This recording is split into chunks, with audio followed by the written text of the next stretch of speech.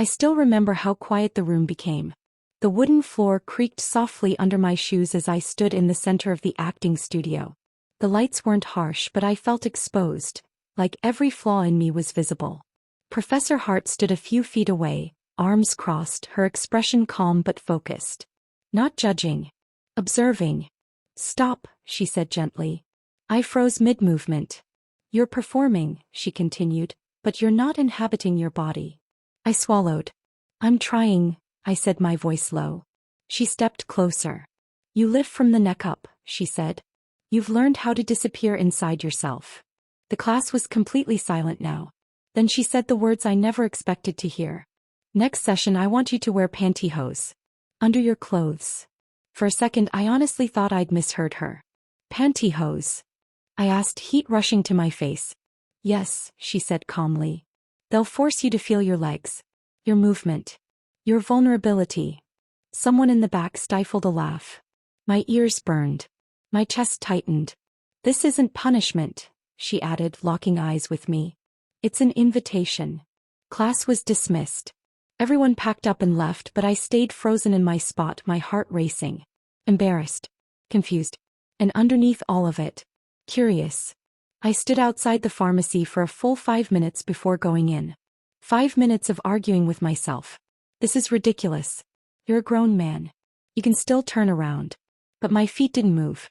When I finally pushed the door open, a little bell rang above my head. Too loud, too public. The fluorescent lights made everything feel exposed. I kept my head down, pretending I was here for something normal. Vitamins. Shampoo. Anything but this. Then I saw them. Pantyhose. Simple. Beige. Hanging quietly on a rack like they weren't about to ruin, or rewrite, my sense of self. My heart started pounding. I picked up a pack, then put it back. Picked up another one. My hands felt clumsy, unfamiliar, like they didn't belong to me. I glanced around, convinced everyone could somehow tell what I was holding. No one was looking. That almost made it worse. At the counter, the cashier barely glanced up. She scanned the box, named the price, and smiled politely. "Have a good night," she said. That was it. No judgment. No laughter. No moment of humiliation. I walked out into the cool air, gripping the small plastic bag like it was something dangerous. At home I locked the door behind me.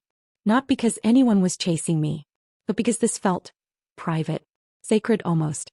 I sat on the edge of my bed and stared at the package. You don't have to do this, I told myself. But another thought followed immediately. Quiet, honest, impossible to ignore. I tore the package open. The fabric slid between my fingers. Smooth, impossibly thin. My breath caught. Slowly, deliberately I rolled one leg in. The sensation shocked me. Not pleasure. Not shame. Awareness. Every inch of my skin suddenly felt awake. When I stood up, my posture changed without me trying. My knees softened. My movements slowed, became deliberate. I looked down at my legs, covered now, transformed in a way no one else could see. I whispered out loud, barely breathing. "Oh." And in that moment I knew, there was no going back to who I was yesterday. The next evening I stood in front of my mirror longer than I ever had before. From the waist up I looked the same, plain shirt, neutral jacket, face carefully blank. But underneath, the pantyhose hugged my legs like a secret I could feel with every breath. Each step across my apartment felt different. Softer. Slower. Intentional. No one will know, I reminded myself. But I knew. The walk to the studio felt unreal. Every time fabric brushed against my skin, my body reacted. Subtle, electric. Sitting on the bus, I kept my knees together without thinking. When I crossed my legs, it felt natural, familiar in a way that unsettled me. By the time I reached the studio door, my heart was pounding. Inside, students were chatting, laughing, completely unaware that my entire internal world had shifted. I took my usual seat, trying to disappear. Professor Hart entered the room. She didn't say anything at first. Warm-ups began. Walking, breathing, grounding. With every step across the floor, the pantyhose made me aware of my calves, my thighs, the way my weight shifted. I wasn't stomping anymore. I was gliding. "Good," she said suddenly. My head snapped up. Her eyes met mine for half a second. No smile. Just understanding. "Some of you are finally listening to your bodies," she continued to the class. Then came movement work. Walk the room, she instructed. Don't perform. Just exist. I stepped forward. And something terrifying happened. I stopped pretending. My shoulders relaxed. My hips moved naturally. My steps became quieter, more fluid. I wasn't acting feminine. I was just letting go of stiffness I'd carried my whole life. I felt exposed. Alive. I caught my reflection in the studio mirror. And for a split second I didn't see a man trying to hold himself together. I saw someone honest. After class, Professor Hart approached me quietly. "How did it feel?" she asked. I hesitated, then told the truth. "Like I've been walking wrong my entire life." She nodded. "That's what truth feels like," she said. "Uncomfortable. And freeing." I walked home that night with my heart racing, not from fear anymore but from possibility. That night I didn't take them off. I told myself I would. I even stood in my bedroom with my fingers hooked into the waistband. But I stopped. My apartment was silent. No audience. No teacher.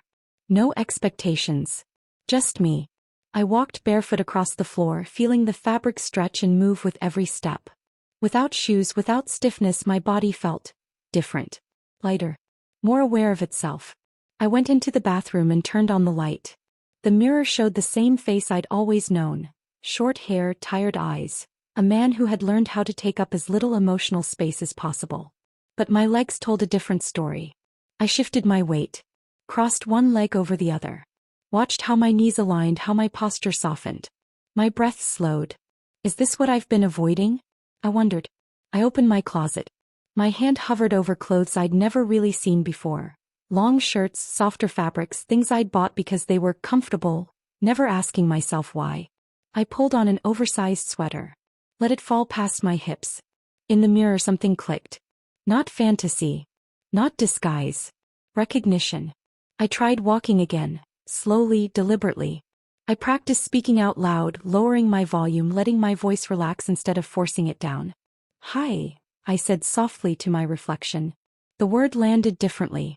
My chest tightened, not with fear but with emotion I didn't have a name for yet. My eyes burned.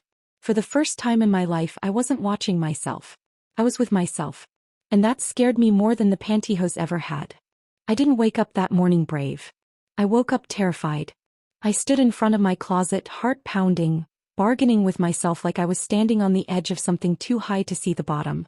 Don't be dramatic, I thought. It's just clothes. It's just you. I chose carefully. Nothing loud. Nothing obvious. Slim black pants. A longer, softer top. The pantyhose underneath, still invisible, still mine. When I stepped outside my apartment, the hallway felt different. Every sound was sharper. Every footstep echoed. In the elevator, I caught my reflection in the metal doors. I didn't look strange. I didn't look wrong.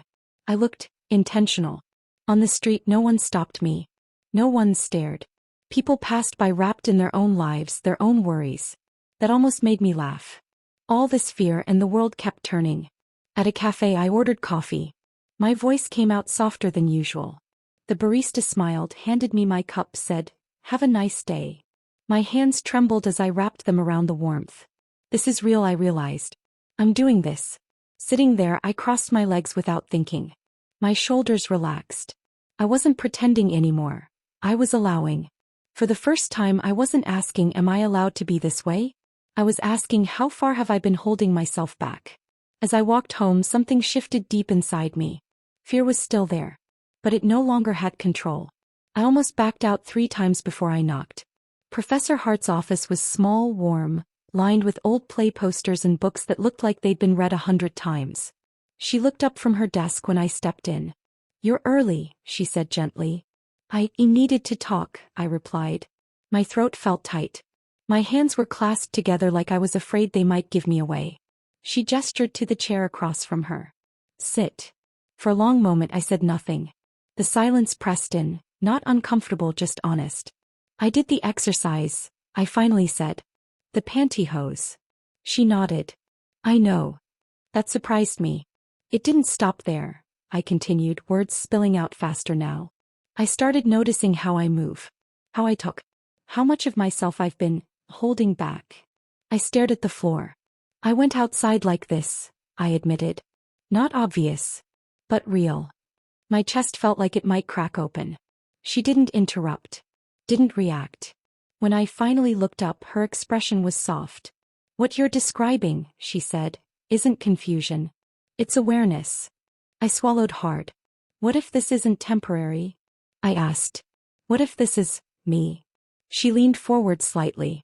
Then the question isn't what will people think, she said. It's how long are you willing to deny yourself? Something in me broke, not painfully but cleanly. Like a knot finally loosening. For the first time I said the truth out loud. I feel more like myself this way. He smiled, not proud, not triumphant. Just supportive. Good, she said. Now you're acting from truth. When I left her office, my legs felt unsteady, but my heart felt lighter than it ever had. Because once you say something out loud, you can't unknow it. Monday morning came faster than I wanted it to. I stood in front of my mirror, heart pounding, hands resting on the edge of the sink. This wasn't a cafe. This wasn't class. This was my real life. Work, coworkers, the version of me everyone thought they knew. I dressed carefully but honestly. Nothing extreme. Nothing performative. Soft lines. Clean fit. The pantyhose underneath, grounding me like a quiet promise. When I stepped into the office, the familiar hum of keyboards and low conversations washed over me. For a second my instinct screamed at me to shrink. To walk harder. Louder. Straighter. I didn't. I walked the way my body wanted to walk. At my desk, a coworker glanced up. Then looked again.